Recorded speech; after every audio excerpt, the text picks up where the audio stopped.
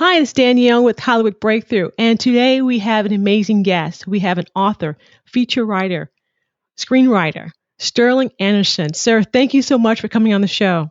You're very welcome. Thanks for having me. I'm a huge fan of all your work. I mean, you've done The Unit, you did CBS Stories, The Medium, The Heist. You've done so many different movie of the week. I'm just so excited to have you on the show. Just want to talk a little bit about your career and how you got started and hope to enlighten some people that's listening to the show. Oh, good. Well, where shall I begin? I heard that it was a big deal to me that I heard about their story is that you grew up very poor and you had some times and struggles with writing. And I think that's a really good way to start because there's a lot of people out there that may not have the resources or didn't think they can write because someone told them they couldn't write or didn't have the resource to do it. And I think that's a great story to start with. Well, one of the reasons I started teaching and mentoring was because I'm like the living testimony of if I can make it, anyone can make it. And when I taught at University of California, Southern California, I made sure that when I was in the classroom and the students would come in and they say, this professor said it was really hard and too hard, and this professor said it was really hard and it's too hard. I said, look at me, because if I can make it, truly, anyone can make it, because I was born and raised in the Deep South under the veil of segregation. I lived in a beautiful town called Tuskegee, Alabama, but I lived on the color purple side of the town. I didn't live near the college. And unfortunately, my mother, when she was pregnant with me, my biological father, decided that wasn't going to work out for him. And so my mother had to work, and she let me live with my great-grandmother, who was a true inspiration to me. And in fact, I give her credit for me being on shows like this, because she always told me, no matter how successful you get, always send the elevator back down. And I'll never forget her for that. But so there was no one in my immediate arena saying, you will go to college, you will be successful, you will have 3 NAACP Image nominations, you will have Emmy nominations. That wasn't in my arena. I had a lot of love and support, but people didn't know about television or television production or movies or movie production. But my mother was really fortunate that she met a man, my stepfather, who decided that it was really important for us to get out of the sort of the stranglehold of the Deep South. And we moved to California, a small college town called Davis, California. And in fact, I had never really even spoken to someone that was not Black until I was around 10 or 11 years old. Oh, wow. So, yeah, it was a unique experience for me. And growing up and coming to California in a small liberal college town, I didn't get a lot of negativity. In fact, I got a lot of the opposite. I was kind of unique. People treated me like I was kind of a unique science experiment in a kind of loving way. I was one of the first Black kids, the elementary school, and I was one of the few Black kids in the junior high school, and I was one of the few Black kids in the high school. But it was a college town, and people really were encouraging. I didn't have a lot of teachers saying you can't. And fortunate for me, even though I had a lot of insecurities about where I came from and how I talked, my parents put me in speech classes because no one could understand me. My stepdad said, sounding Southern is sexy on a woman, but illiterate on a man. Go back to my speech classes. So I had to continue it. Eventually, sports kind of pulled me up, made people take notice of me. My academic high school career was pretty good, but my sports career was even better. So I started getting scholarship offers and some special attention. I went to Boys State, which was really wonderful. And when I got to college, I went to St. Mary's. I really had no idea, other than I really learned quickly that I wasn't going to be a pro basketball player. I was at a Division I college, and I wasn't going to play much. And even though I had a scholarship, it was really implicit that I wasn't going to play much. So I started getting interested in things. And I had this Shakespeare teacher who was very challenging. He was from Yale, and he was really an academic snob. And I was working really hard in his class. And one day I asked him if I rewrite my papers, he'd give me a higher grade, so I could pass. And because I wasn't doing very well in his class, he made it known that no one got A's, and he made it known he didn't like athletes. And so one day in the pouring down rain, I was driving my fourth rewrite to a paper out to his house, and he stood on the porch, and I handed him his sort of soaked rewrite. All wet. Yeah, all wet. We're doing something. I think it was 12th night or something like that. And he took my paper and he looked at me and he gave me this quizzical look and he said, "Why are you working so hard? You'll never be a writer." And I think that was my launching pad. I really, that was the seminal moment where I was like, wow, who are you to tell me that I can't do something? And so the next moment, the next seminal moment I had was when I got out of college, and I was sort of like, well, I'm no longer really fast. I can no longer jump really high, and I'm no longer a standout in sports. What am I going to do?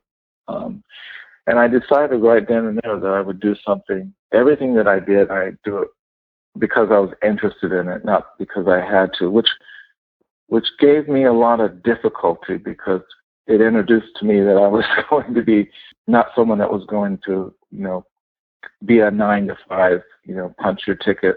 But at the time, I started doing martial arts. I was really interested in martial arts, and I started doing really well because of my athletic background. I was taking Taekwondo, and there were a couple opportunities to get on a national team and a touring team, and I decided I would get a job at night so I could train during the day. Oh, wow. And unbeknownst to me, I was in Berkeley, California, I walked into a restaurant and bluffed my way in, and they said, you have any experience? I was like, oh, yes, of course. Have you ever been a waiter? I said, oh, yes, of course. And I had not. And I walked into, the sort of the hub, the center of the California cuisine explosion. I walked into a restaurant called Chez Panisse, and I eventually followed a chef to another restaurant called Santa Fe Bar and Grill. And it was a 4 or 5 star restaurant with a very famous chef, Jeremiah Tower, who was really hard on us and really, made sure that we knew what we were doing, because we had these guests like, MFK Fisher and Robert Mondavi, Joseph Phelps, Gerald Asher. We had all these really, Alexis Lachine, all these really important wine and food people. And so I started getting really interested in wine and food, and with the idea that one day I would really love to write. I don't know how I would write, but my first writing job was I became a wine and food critic for the St. Helena Star, always knowing that I really wanted to be like a novelist. And so eventually I started secretly putting things down on paper, just writing little short stories to myself. I'm a real proponent of keeping a journal. So I would keep a journal, and no matter what I was doing, I would write. And eventually one day I got a big job being a wine buyer for Safeway. Started this company called Dearborn. And at the time when I joined this, there were about 30 stores. And when I left, there were about 80 stores. Oh, okay. But while I was there, I did really, really well. I created these things that you probably would now see in wine stores, like point of sales. I would write these little blurbs with a crayon, like this wine is really good, and it would really go well with hamburger. And right. I would do all these things, and our store started being really successful. And the corporate office decided if I could be successful in that store, how successful could I be in another store? I went to another store, and I started selling wine, beer drinking community. I started selling a lot of wine in San Jose. And one day there was a company picnic, and you had to sign your name up that you were coming and what you were bringing. And, I don't know how many employees we had in one particular store, maybe 30. And I wrote my name down. And the next day, I saw someone had wrote right next to my name, watermelon. Oh, my gosh. And at the time, it was really hard because I was married and I had twins and a baby on the way. And I thought to myself, I've made these people so much money, millions of dollars, and I'm working for just above minimum wage. Am I the kind of person that can do this? And it was a really long weekend. I decided, no, I couldn't do that. I couldn't be involved with anything where I gave my all and I got very little back, or negativity back. And I think I was about 24, going on 25 years old. That was the last time I worked at any job. And that was the last time I punched any clock or filled out any time card. From then on, everything I did on my own, with the aspiration to become a writer. So eventually I found my way to Los Angeles, and I was sort of introduced to movies and television by commercials. I started doing these commercials and doing very well. I became a commercial and a commercial model, a print model, and I started doing commercials I did Ford Festiva and Taurus, and at the time, national commercials would pay more than my stepdad made in a year. It would pay me in a month. Okay. National campaign for a car paid me, nearly $50,000. So I said to myself, I want to pursue this. I really want to find out about this. I've done the math. Right. Pay a little bit more than wine. Yes. Like anything, I launched, I threw myself, right into it. And I'd started making wine on my own and selling wine and doing really well. And to support my wine habit, I did modeling and I did print commercials and a lot of commercials. And so then I decided I would go to acting school, and I started taking acting classes. And I went to American Conservatory Theater, where, when I was there, Annette Bening was there, which was really interesting. Oh, wow. But so then I eventually ended up in Los Angeles through the guise of being an actor, and I became friends with a lot of people. I went to New York to study acting. I studied under Uta Hagen and Herbert Berghoff, John Dickey. And so when I got to LA, I started taking acting classes with this really, really wonderful acting coach. He was the equivalent of the Lee Strasberg of the West Coast. His name was Roy London. Roy was the acting coach for people like Jeff Goldblum, Sharon Stone, Gary Shandling, Gina Davis, Brad Pitt. We just had a lot of stars in our class. And Roy, he paid a lot of attention to me. And one day he pulled me to the side and said, "Why are you in this class?" And I said, "Well, I really want to learn about acting." He said, "Well, but why?" And I said, "Well, I don't know. I want to learn." And he said, "I have a feeling you'll be doing something other than acting." And I said, "I think you're right. I'm not sure I'm going to be an actor because I don't really see the world like actors see the world." And that's not a criticism. You have to have a special DNA to be an actor. You really have to have a sense of, you have to have an incredible drive, and you have to see the world a different way. And you sort of have to be motivated around self. I was more motivated around, people and what people were doing. And so I met this really successful actor and a wonderful guy. He was really generous, and he was doing really, really well at the time. He had his own television show called Private Eye, and he had another show called Capital News, and he was doing really well. His name was Michael Woods, and Michael was the kindest, nicest gentleman I'd ever met. He had friends like Bruce Willis and Mickey Rourke, and so I was hanging out with all these really, really successful actors. But so Mike and I decided we would try to produce something. And I remember at the time we had an idea, and we took this idea to some WGA writers. And at the time, I think to hire writers, the very minimum you could come up with was the WGA minimum was about $40,000. So we had to come up with some money to pay these writers to write this idea we had. And it sort of turned into a nightmare. So in order to talk to these guys, I had invested the last money I had, and it was really frightening time for me, because I became a divorced father and I was paying child support, and so I really didn't have the luxury to struggle. I didn't have that luxury to wait for the phone to ring, so I had to create something right on my own, and so I kept pushing. And I read a quote from Harrison Ford, and Harrison Ford had said that he knew that he wasn't the prettiest or the richest or the most interesting, the most intelligent, but he would be the last person to get back on the bus.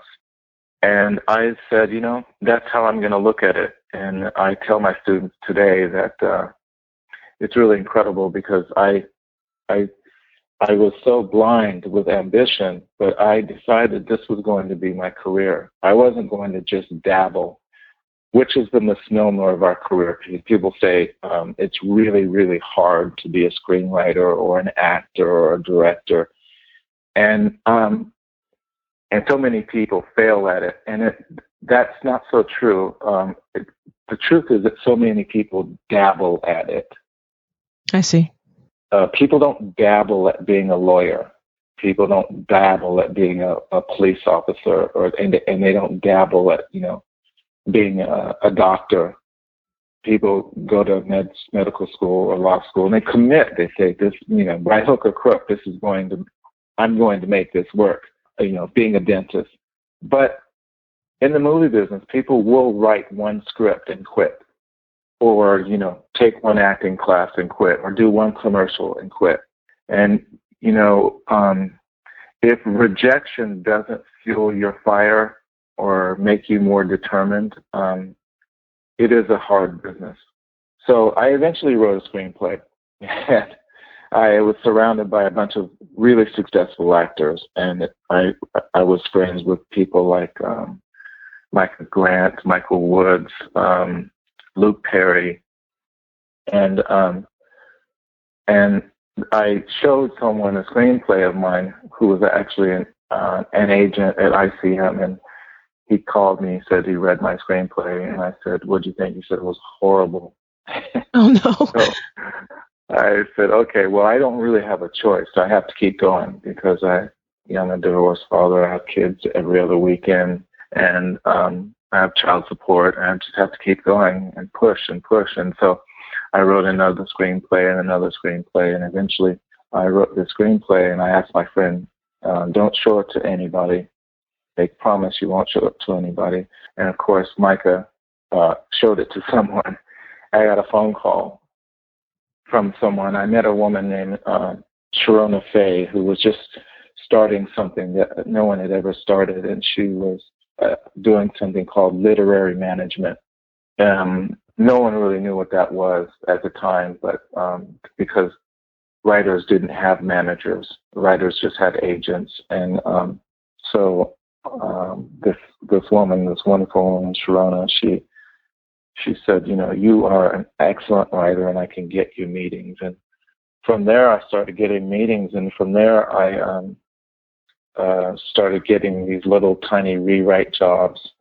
And I had this unusual propensity to look at a screenplay and know how to fix it. Wow. And I don't know why. I could just look at any screenplay and immediately know how to fix it. So I got hired by this guy named Robert Greenwald to write, a movie of the week, rewrite a movie of the week. And I did a really good job, and I was rewriting really big name screenwriters. But my first 4 years, in screenwriting, all I did was rewrite these screenplays and features. And at the time, television was not what television is today. At the time, if you were a feature screenwriter, you were, you know, the you were it. You were the cool kid in the class. If you're a television writer, not so much. And Okay. so I fancied myself as this really, you know, the next August Wilson or something. You know, I was going to be a famous writer and playwright, and I was going to be all these things. And I remember one day I was at this Hollywood party, and I was talking to this woman who was she just moved out to Los Angeles, and she wanted to do television. And I remember looking down my nose at her, and I was like, why would anyone want to do television? It's so beneath feature films. Mm-hmm. And so I sort of gave her my back and walked away. And I think that woman's name was Marta Kaufman, and she created a TV show called Friends. And so anyway, television started doing really well, but my mainstay was doing movies of the week.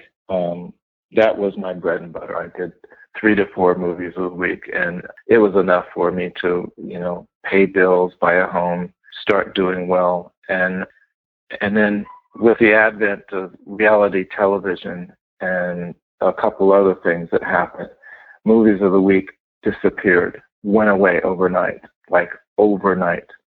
And so there I was again, having to figure out, you know, I was at a crossroads in my life, and I didn't go from making, you know, $40,000 a year to $28,000 or $28,000 to $16,000. I went from making, you know, 6 figures to nothing. Oh my gosh.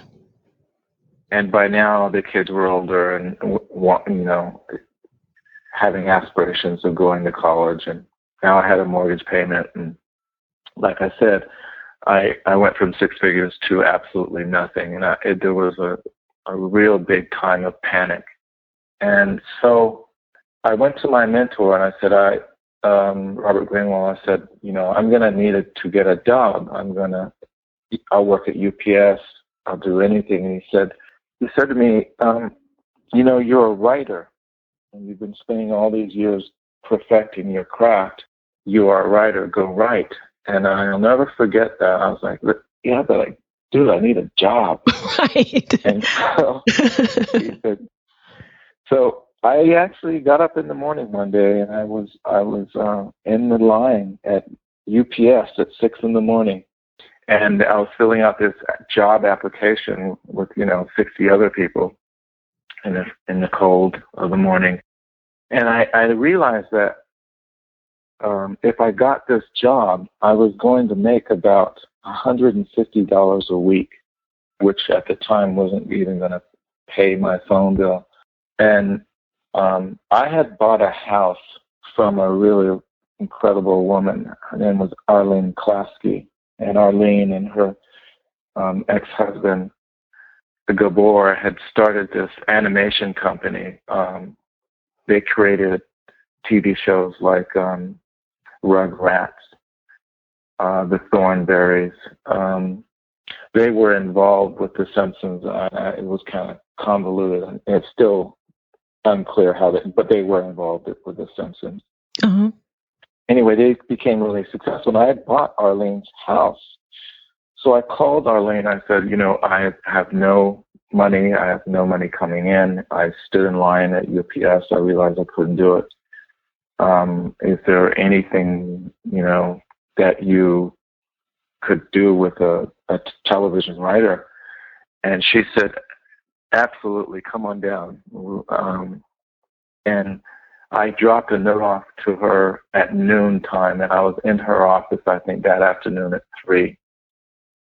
And I was so thankful because she responded. And she said to me, you know, most of her life she's working with baby writers, and she would love to work with an experienced writer, you know. So I started doing animation writing, which was a trip because I wasn't prepared for it at all. animation writing is completely different because you really have to think outside the box. And I really struggled with it because, when someone's head comes off doesn't mean they're dead. Right. And cartoons, it doesn't.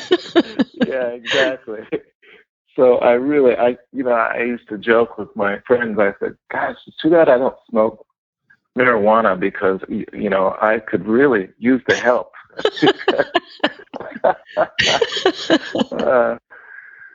So I kept with it, and Arlene kept with me, and I helped her develop 4 or 5 shows, and I did well. And the model for animation was that if you pitched an idea in the room, they actually gave you money to go home and develop it. Oh wow! But I'll never forget her in that time because I made enough to just stay afloat. And then my agent at the time kept saying to me, you should write a pilot. And I'm like, dude, what's a pilot? He said, well, it's a television show. And I'm like, hey, man, leave me alone. I'm a dramatic feature writer who's, doing animation right now. I said, you should do a pilot. And I said, John, would you please leave me alone? He said, I think you would really do well. And I was like, oh, so he sent me a bunch of pilots. And I said, what kind of pilot should I write? He said, write one of those pilots that I sent you, write a sample. And I said, well, I have some ideas of my own. So I wrote a pilot. I sent it to my agent. And lo and behold, I got a call. Will you meet with David Mamet next week? And, that was the equivalent of, an aspiring basketball player getting a call from Michael Jordan. I think on the way to meet with David Mamet, I got lost about 15 times. I was so nervous. And I was late. Oh, no. So we're having breakfast, and I sat down with him. He was a really nice guy. He's a tough guy, but he's one of the most gentlemanly, mannerly people you'd ever want to meet. Behind that gruff, tough, thuggish attitude he has and that brilliant mind, he's really a kind man. So anyway, we didn't talk about writing at all. We spent the whole breakfast talking about martial arts. Oh, that's nice. And he got up from the table and said, yeah, I'll see you next week. That was your interview, basically. Yeah, that was my interview. And so I'm like, see you where? What am I doing? And so I showed up, and I was one of the only staff writers on a TV show called The Unit. And the Unit was a unique and unusual experience because, one, David Mamet and Sean Ryan and Eric Haney had created this television show. And the network was really nervous about it because it was Mamet's first show. Sean had a successful show called The Shield. So they stacked the writing staff with really, really notable executive producer writers. We had these big-time writers we had writers from West Wing, ER, NYPD Blue. We had these amazing writers: Lynn Mamet, Carol Flint, Paul Redford. The network stacked our show with all chiefs and no Indians. And I think I was the only Indian because I was called in the writer's room a baby writer in television. I had never done television. I had actually had a lot of success with movies of the week. In fact, I wrote a movie of the week that was so successful, we pulled in a 29 share. And I don't know if your audience knows what that means, but a really successful television show like Dances with Stars or The Voice, really successful show pulls in about 16. Right. From 14 to 16, that is a huge show. 8 to 12 is you're going to stay on television. Right. I wrote a movie of the week that almost nearly got a 30 share, Wow. which was the equivalent of, Who Shot J.R. Ewing. Right. That was the thing with Sidney Poitier, right? Yes. That was called The Simple Life of Noah Dearborn. It starred Sidney Poitier, Dianne Wiest, George Newbern, Mary Louise Parker, and it did really well without any advertising. It was like the little engine that could. It was one of the most successful television movies in the history of television. But here I was in this new show called The Baby Writer. And but fortunate for me, I learned these writers were so amazing. They started turning in screenplays, and I remember going into a small corner, and I just stood there going, well, it was a good run, but now the fraud cops are going to come in their fraud police car and take me to the fraud prison because, these writers are so brilliant. I don't know what I'm going to do. It was an interesting experience. The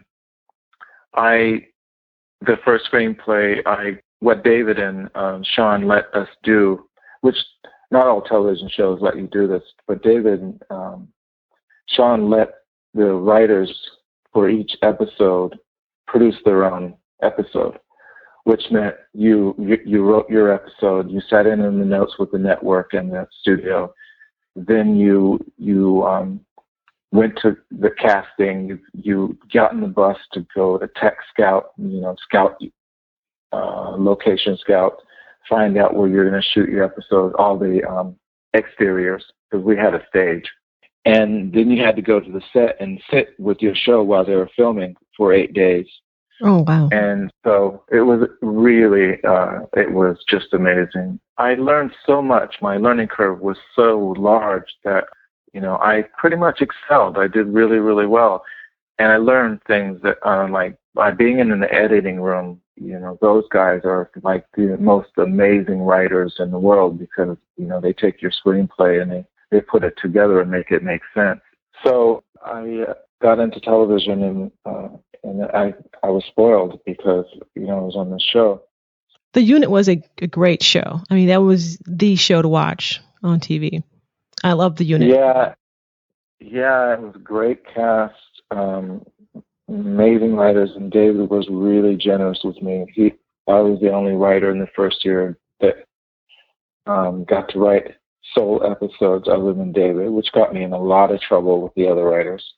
And he let me create recurring characters. I came up with an idea that actually recurred. I came with an idea that spanned across about 5 episodes, which was great. I created another idea which spanned about 4 or 5 episodes. So they were great to me. It was really wonderful. You also did the Gabby Douglas story. How was that? How is that doing that story for her? That was a really incredible story. I'll try to be. I know I'm being sort of long-winded and drawing along. Oh no.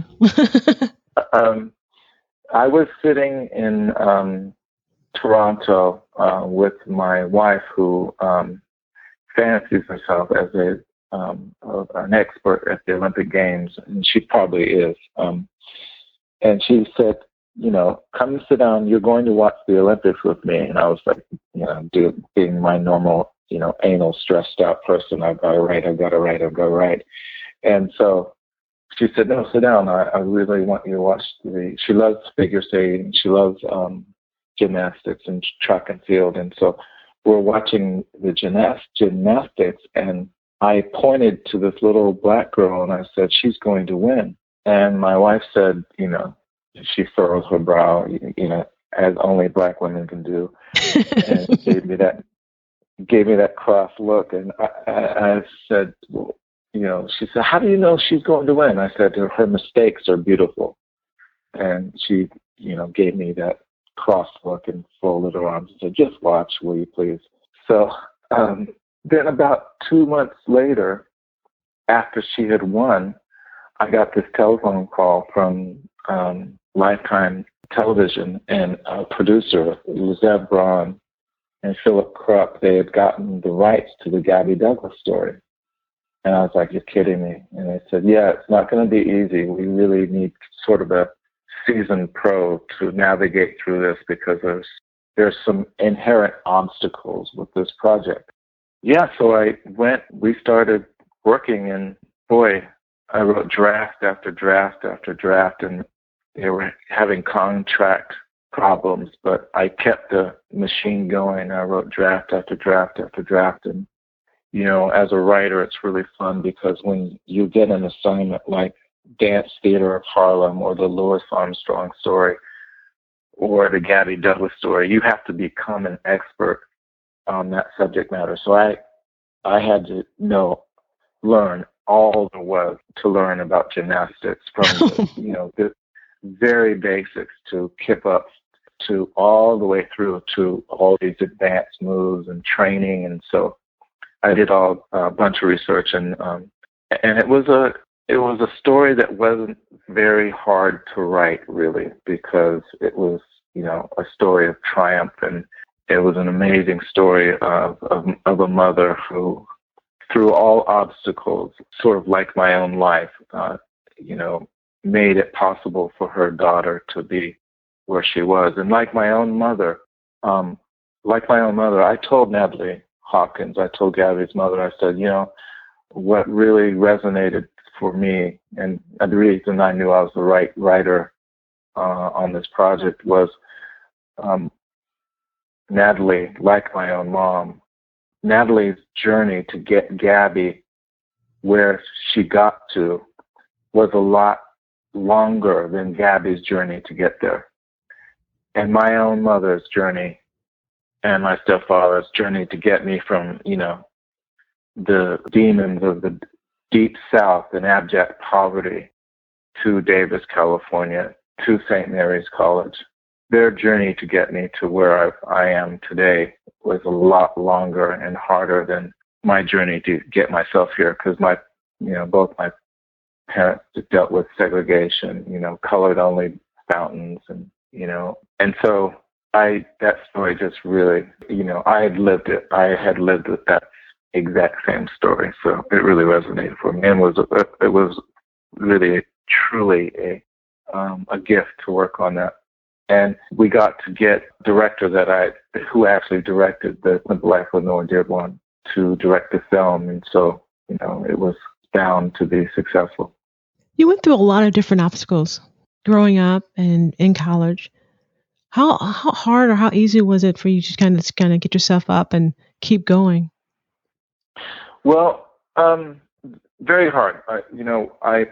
My mother had to leave me in Alabama, unfortunately, for a while to come out to California, and she and my stepfather, who I'd never met, had to get jobs, and they lived in an apartment, and they eventually got a house, and so I was alone in Alabama for a long time, a considerable amount of time. And so I grew up with, social anxieties. I have issues with abandonment, and I have issues with depression. And so, I'm always fighting those things, and those demons are always nipping at my heels. But, I read a quote by Picasso saying that, even if he doesn't pick up a paintbrush or mix any colors, he sits in front of an easel for 6 hours a day. And he said, art is work. It is, you don't wait for inspiration. So what I don't allow myself to do is get bogged down by my own personal issues. I just keep working. Writing is work, and I write every day. And even if I'm depressed or feeling sorry for myself or feeling like that, that fraud kid that someday someone's going to find out that I'm not that smart and I'm not that special and I wasn't, born with a silver spoon in my mouth. I don't fancy myself as Martin Amis or even, some of my big heroes like Walter Mosley and Toni Morrison and but I keep trying. And, that's the one thing. I get myself up every day, and I'm sorry about that noise. That's my printer. I get up every day, and I just keep going. And I realized that through working really hard at writing, I found something in my life that it's not work for me. And through writing, I found that there's other things in my life that I'm really passionate about. And I think the thing I'm most passionate about is not getting these huge checks in the mail or making a lot of money. I'm most passionate about sharing. I'm most passionate about finding that young boy or girl, or old boy or girl for that matter, any aspiring writer. I'm really passionate about making people believe in themselves and their writing, and that's something I really want to do. I mean, I inside me, I really want to start the Juilliard of screenwriting, and unfortunately, screenwriting mentoring and screenwriting consulting is a multi-million-dollar enterprise dominated by failed writers. Let's go back. What do you mean dominated by failed writers? What does that mean? When I started teaching at USC, and I was writing on the chalkboard, I looked at my graduate students, my undergraduate students, and they didn't know what I was talking about. They didn't know when I was talking about a bottle episode or a 1313 or a 913. They had no idea what I was talking about. And so I got their reading list, and I started reading all these books about screenwriting. And the common denominator for all these books is that these people had never been in a writing room. They had never been hired to write a screenplay. Failed writers write books about screenwriting. Failed actors become acting teachers. And so, the script consulting and script coverage business is dominated by faceless, nameless people who give these aspiring writers notes. And, coverage people are interns who've never been on a set. The most successful screenwriting teachers have never sold screenplays. They've never been in a writing room. They've never been hired to write a screenplay. But they have these really successful, with the exception of, like Blake Snyder, who wrote a wonderful book called Save the Cat. Yes, I know who that is. Think about this. And there are really amazing teachers. There are amazing teachers in the movie business and in the universities. There are very dedicated teachers about film and screenplays. But think about this. There are 200 plus film schools in America. And these people have convinced somebody that they are an expert at screenwriting or film. And they teach, and they get benefits, and they make all this money. But they've never worked in the business. They're academics. They're wonderful people. They're devoted to their students, most of them, I hope. But, they're teaching law that they've never passed the bar. They've never been in the courtroom. So to give you a good example, there's a guy who I love. His name is Paul Helford. He teaches at a film school in Arizona called Northern Arizona University. And every year he goes and he gets people like me to come to his school to talk to his students, because he realizes he's never done what I've done. But he's, the head chair of the screenwriting department.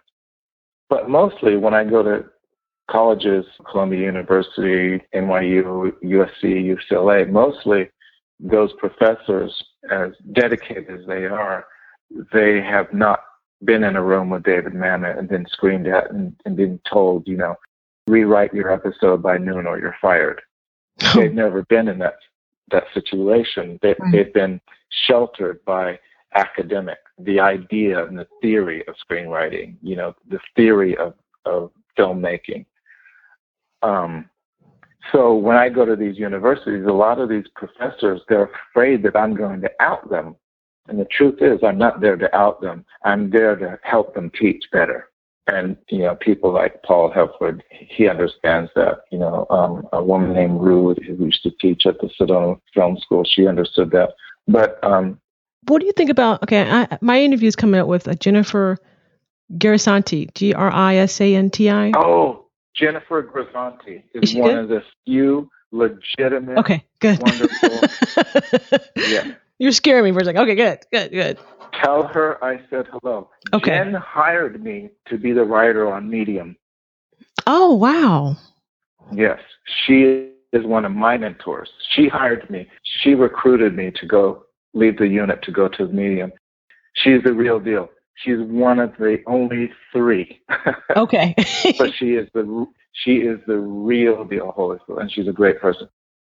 So screenwriters, working screenwriters and working filmmakers, we are working, and we don't have the time to read screenplays and help other people. We really don't, because we're struggling with our own.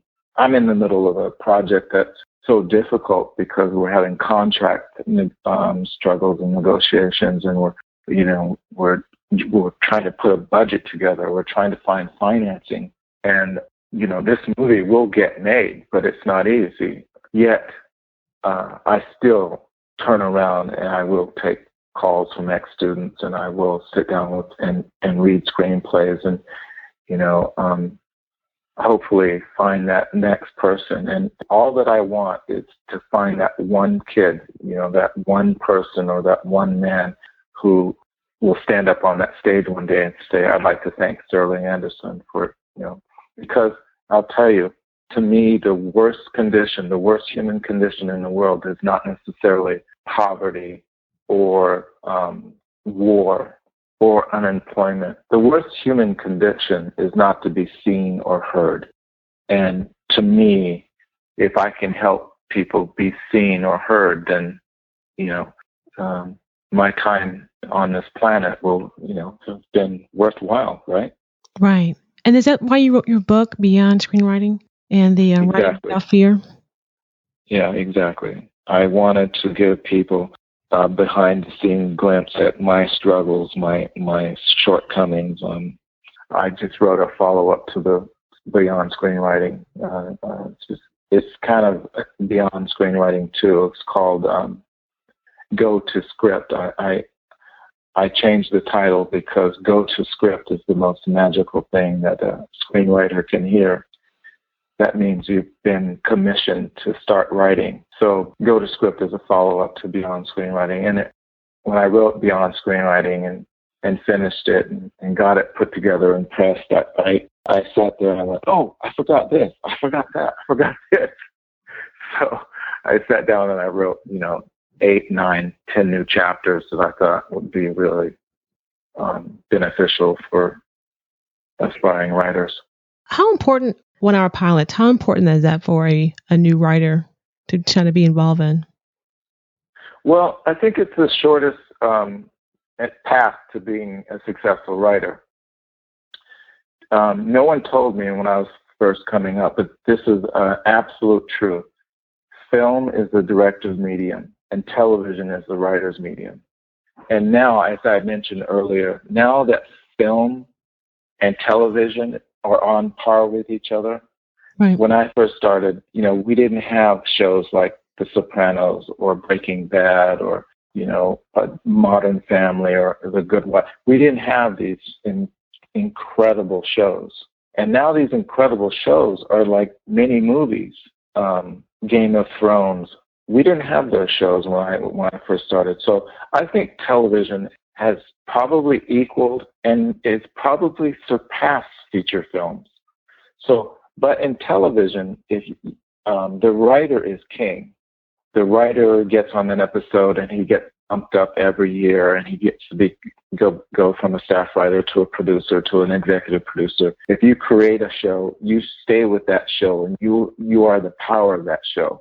If you're Shonda Rhimes and you create Grey's Anatomy, it doesn't really get taken from you. Right. I know a writer who created a television show that was taken from him, and went on to become, 7, 8 seasons. But, at the end of that 7-8 seasons, he was getting checks in the mail for a lot of money. In film, you write and then the director finds another writer because he wants to see a different take.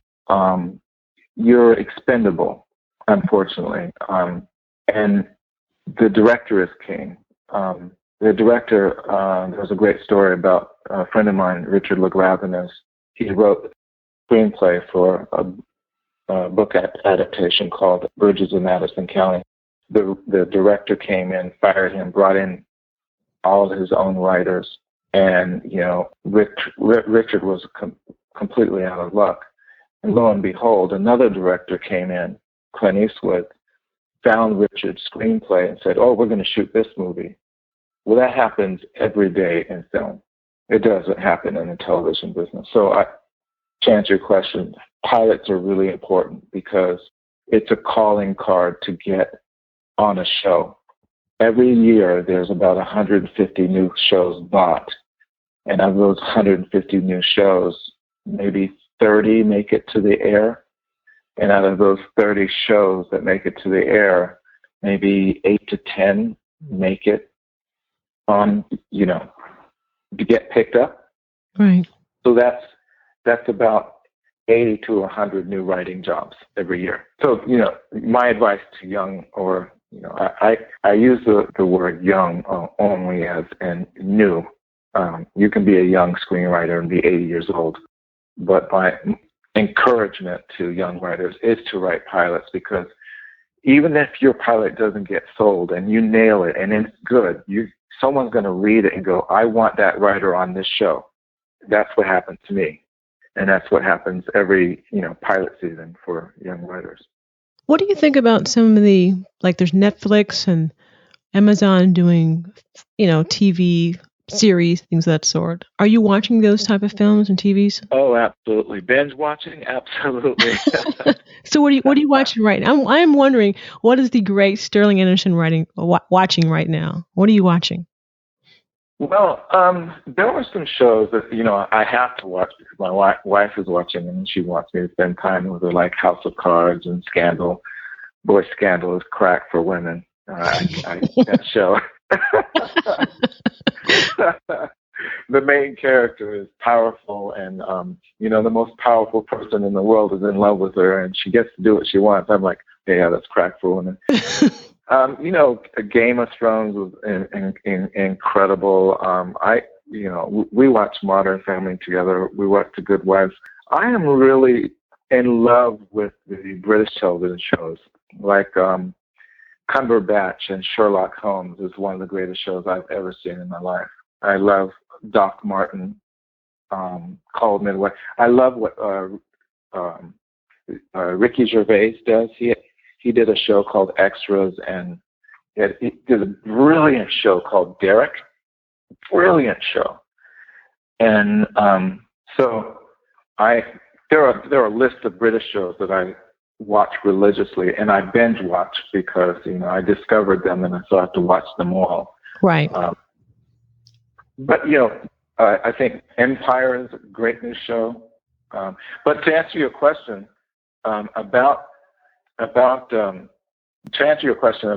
Netflix and Amazon, I believe we're at the beginning of a new explosion in film and television. And I believe it's the best time to become an actor or a writer or a director, because there's going to be this new market that's just going to explode, meaning people are going to do television shows and they're going to do 13 episodes and they're going to put them up and they're already paid for. Right.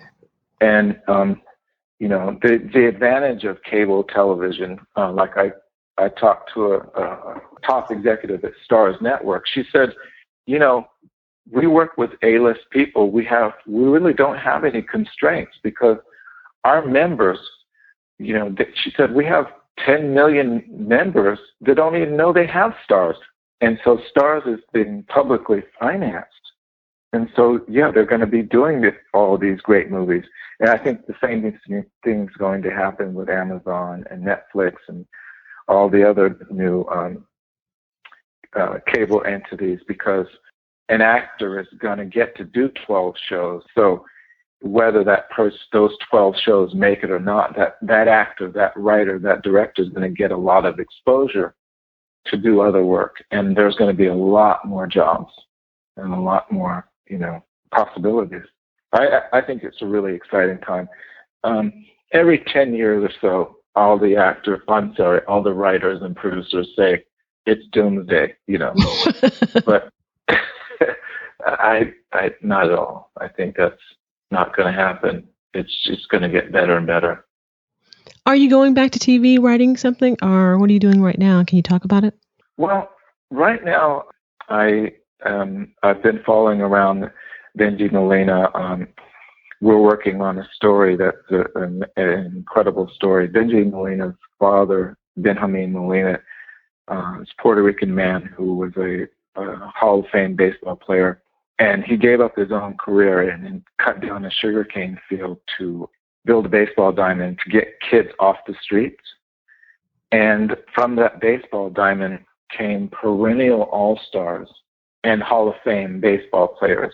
And from that baseball diamond, 3 of his sons made it to the major leagues. And all 3 of his sons have 2 World Series rings apiece. And it's an incredibly inspiring movie. We're working on now developing, based on Aquanetta Gordon's book, Echoes of an Angel, about her son, Ben Underwood, a kid whose eyes were removed when he was 2 years old.